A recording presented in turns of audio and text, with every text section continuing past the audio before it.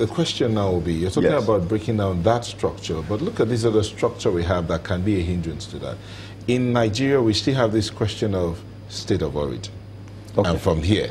So because I am from state A and I live in state C, I may not be allowed to join the police in state C because I'm from state A. You don't think that will be a problem? I think even that is something that we should grow. We should outgrow that. Look at Lagos State.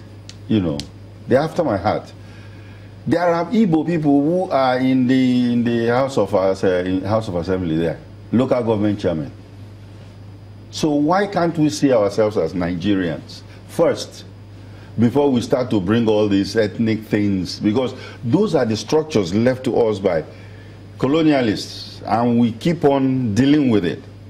You know, like your former guest was saying, the whole Security Council is dominated by one ethnic tribe.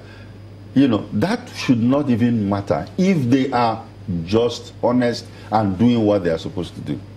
So this is the major issue. If I could pick it up from that point, being honest and doing what they're supposed to do, because you have many who are of the opinion that this structure that you talked about had been this way before recently, where we now see an escalation of these killings and fights, whatever they describe it as. So do we still blame it on the structure? Because intelligence agencies gather intelligence on a regular basis. So why is there this seeming inaction or incapacity as well? It's still the structure.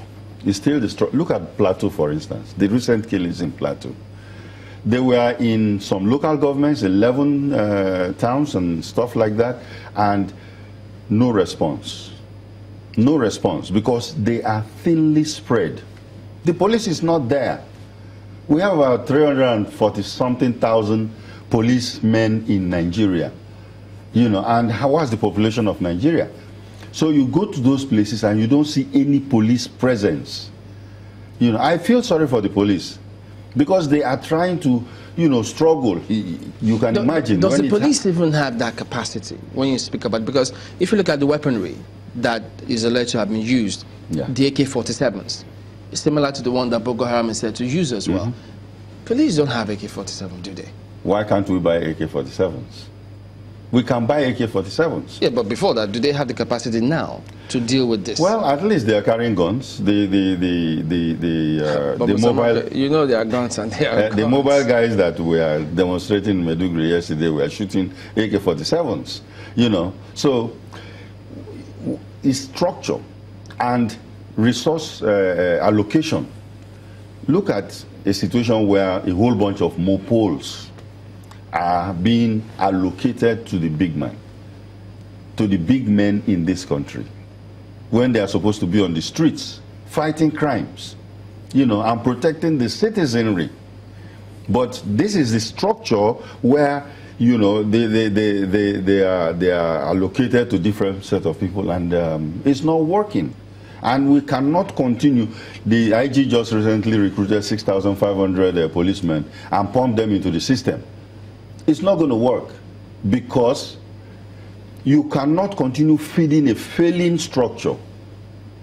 You have to. We've used it. We've experienced it. We know it's not working. So why are we sticking to it?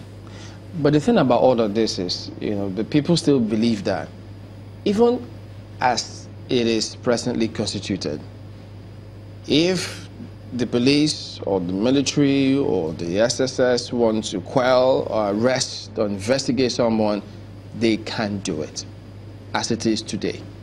But there are cases where we get to some of these hinterland, these key areas, and what some of those persons who were attacked on both sides, they keep telling us, well, we called out the security agencies, they never came to our aid. But when we try to do something, then you see them show up. Those are consistent cases. It's consistent in this, even everywhere. We have recent cases.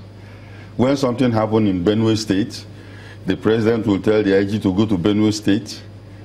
He might refuse to go. Maybe he has other things more important to do. When the Plateau case came up, the IG will ask his DIG to go there. We don't have a strategic security plan. What do policemen do every day? Is it lining the highways and stopping cars and looking for criminals or some other things? What do you do on a daily basis?